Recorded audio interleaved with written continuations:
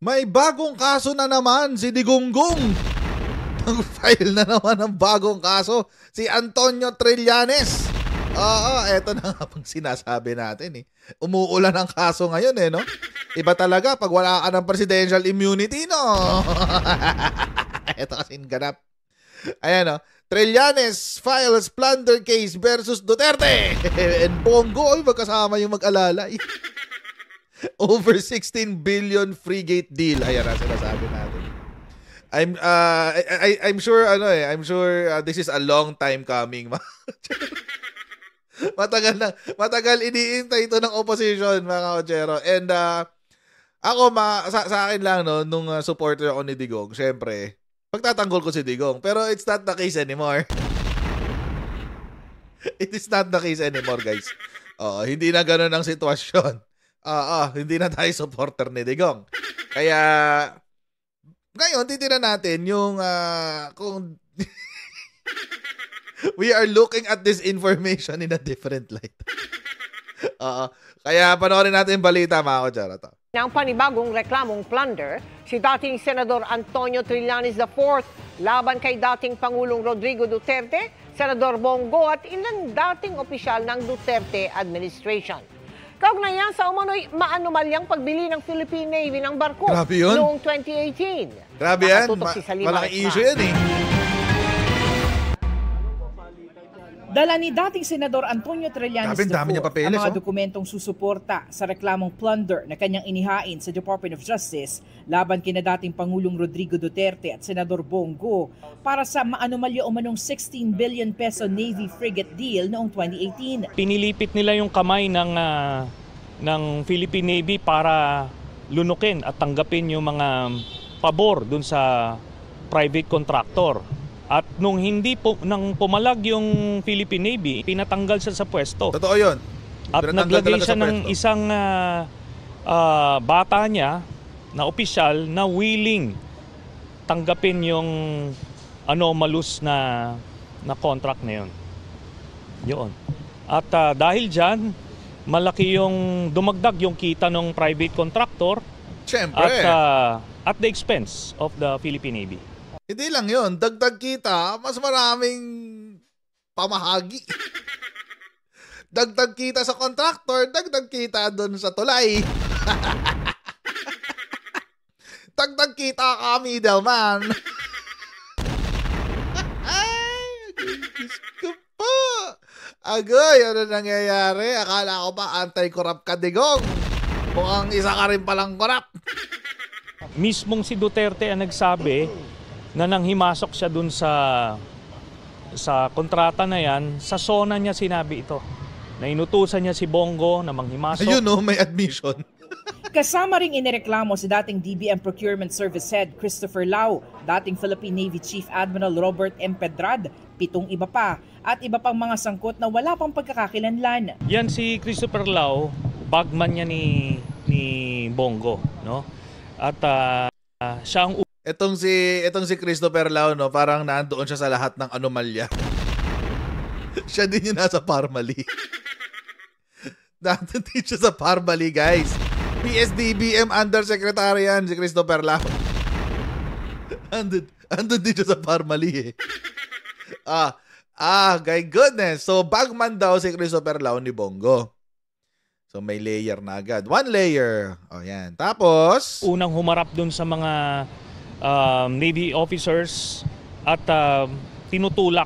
Yun nga yung proposal nung private contractor para baguhin yung mga equipment na ibibigay doon sa Navy. Si Bongo naman, bagman ni Duterte.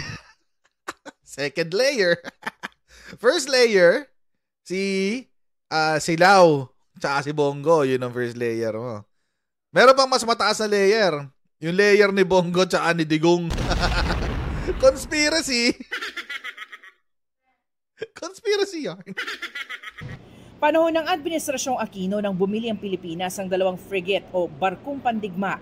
Pero ang kontratang yan, inireklamong nabago sa Administrasyong Duterte, partikular sa equipment at mga gamit sa loob ng barko. Dapat yung end user, yung branch of service ang masusunod.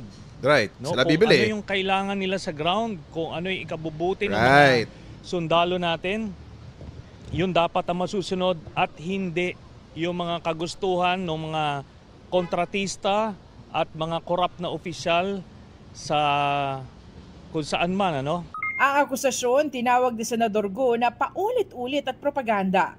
Sa investigasyon ng Senado, wala raw umano. Hoy, Bongo! Hindi na lang siya propaganda. May habla ka na. Hindi na lang siya propaganda, Senator Bongo. Kung propaganda lang yan, yun ang ginagawa ni Sara Duterte doon sa Filipino Sister Better. Yun yung propaganda. Kasi wala naman siyang ginagawang hakbang eh. Oh, yun ang propaganda. Eto, may kaso na ho kayo, Senator Bongo. Mukhang kailangan nyo nang humarap sa DOJ. Sa PROSEC. Tuloy nyo lang ho, Senator Bongo. Nung nakitang anomalya.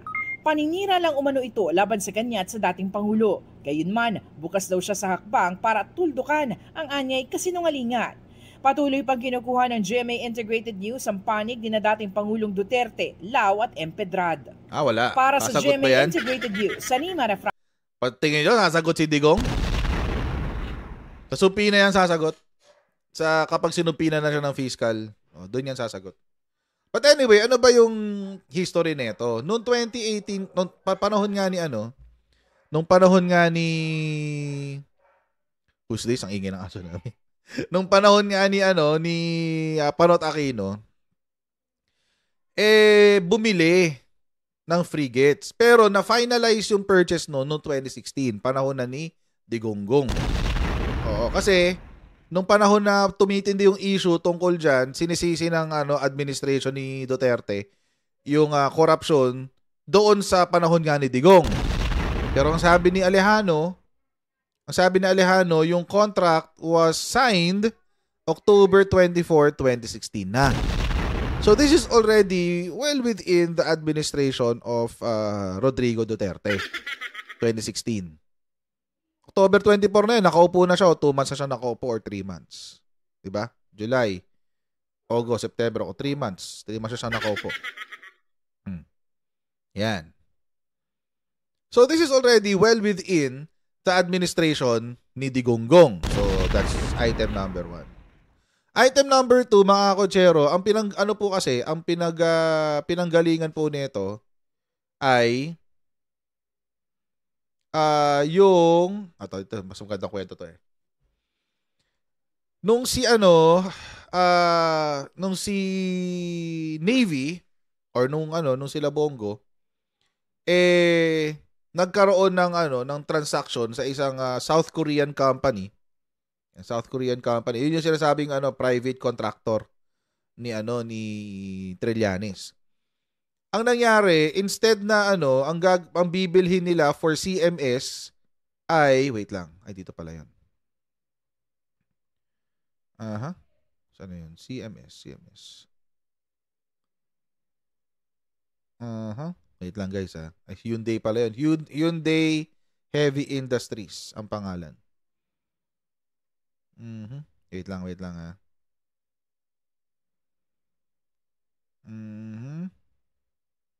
Ayun. Ang sabi, according daw sa sulat ni Mercado, Alejano said, according to the information I received, a Korean Hanwha official accompanied by a Filipino national visited Bongo to lobby for their CMS to be chosen despite the Navy's different preference. Oo. The meeting possibly happened between January 5 and 11, 2017.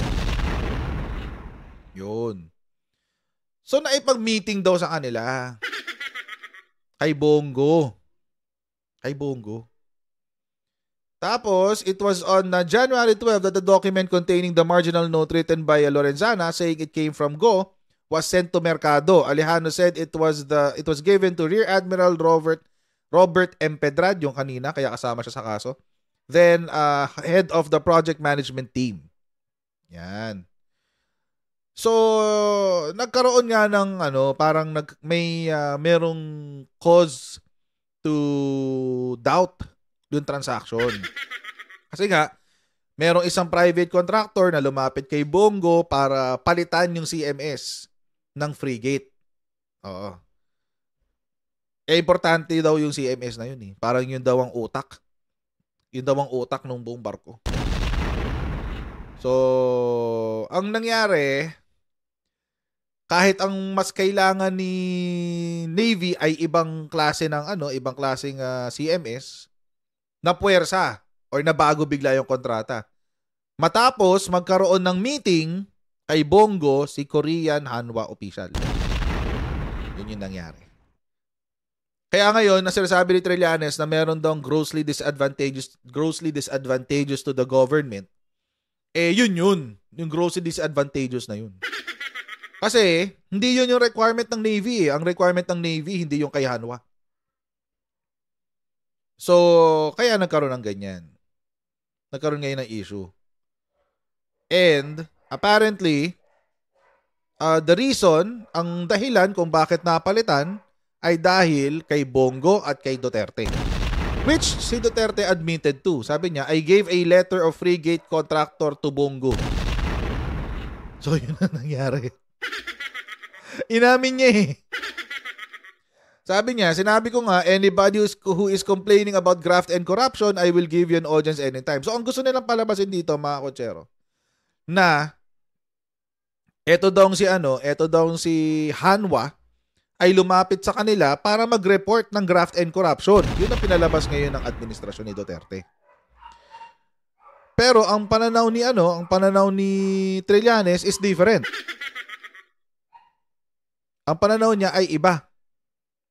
Ang pananaw niya ay kaya nagkaroon ng pagpapalit sa transaksyonan ay dahil nakipag-usap nga si Hanwha kay Duterte at kay Bongo. So yun. Yun yung nangyari. Combat management system pala yun, no? Oh, combat management system pala yung CMS. Oo. Ang preferred supplier ay iba. Okay, so ang nakausap ni Bongo ay yung taga Hanwha. Ito yung kinabit doon sa frigate. Pero ang gusto ng Navy ay galing kay Thales Tacticos na European firm naman. Oo. Kasi incompatible daw yung kay Hanwha sa mga frigates. Pero ang natuloy ay yung kay Hanwha. Yun. So may problema ka nga. Hindi nga yun ang kailangan ng Navy pero yun ang ipinilit nyo. So bakit? Bakit merong ganong klaseng transaksyon? May question mark ka nga naman. Which alam nyo mga kotsero, yung argumento ni Trillanes, ni former Senator Trillanes, parang it makes sense. Bakit nga naman? Bakit nga naman nagkaroon ng pagpapalit? Kung hindi yun compatible sa frigate na kailangan natin, bakit may nagpalit? Diba? Ang weird eh. Ang weird. Bakit pinayagan yung pagpapalit na yan? So, hindi rin natin alam kung bakit pinayagan. Basta ang alam lang natin, merong sulat na ipinasa si Lorenzana na may nakasulat sa tabi ng sulat na yon ay from Bongo. Pero ayun nga, nagsalita rin, nagkaroon ng whistleblower, yung Mercado nga. Siya yung tinanggal sa pwesto, yung Mercado. Siya yung tinanggal sa pwesto. Ayan, si Mercado. Yan. Ito rin pala nakasulat, Tacticos. Yan. Anyway, siya rin yung whistleblower niyan, si Mercado. Kasi tinanggal siya sa pwesto nung kinontra niya yung gustong mangyari nila Digonggong. See? So meron kang nakikita mga iba't ibang questionableng mga galawan ng mga Duterte. So parang ang nangyari is merong kontrata na dapat ay yung kay Thales Tacticos ang nakalagay na combat management system, pero dahil kinausap ni Hanwha si Bongo, biglang nagkaroon ng pagpapalit. From Thales Tacticus na combat management system ay napunta bigla kay Hanwha yung kontrata para dun sa combat management system. So bigla may issue ka na dyan. Ngayon, itong pagpapalit ng combat management system ay kinontra ni Mercado. Nakasama sa procurement team nung Navy frigate. Nung kinontra niya, tinanggal siya sa pwesto. Tapos, umamin si Digong na kasama siya sa mga kinausap ni Hanwha pero ipinasa niya kay Bongo dahil daw may allegation of corruption. So, involved nga si Duterte. Yan ang tanong. Anong naging nangyari? Anong nangyari dun sa mga ganap na yon kung saan nagkaroon ng pagpapalit ng supplier pero hindi ito ang kailangan at hindi ito ang gusto ng ating Philippine Navy. Yun. Kaya meron siyang plunder case. Isa lang masasabi natin, good luck. Good luck sa Duterte administration. Padami ng padami ang iyong kaso. Padami ng padami ng padami ng padami. So meron siyang ICC. Meron na siyang isang plunder. Tapos meron pa siyang bagong plunder. So dalawang kaso ng plunder, guys. Anyway, hanggang dito lang po muna tayo sa video na ito. Maraming po salamat sa inyong patuloy na pagsubaybay sa ating channel. Huwag niyo pong kalimutan mag-subscribe sa Coach Jared YouTube channel at pa-follow tayo sa ating Facebook page. God bless everyone and I'll see all of you in our next Coach Jared Live. See you later, guys. Bye.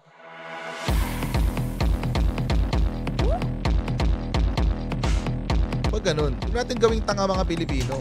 Mas maganda kasi nasa lugar ka ng tama kaysa yung pinipilit mo yung pagkakamali.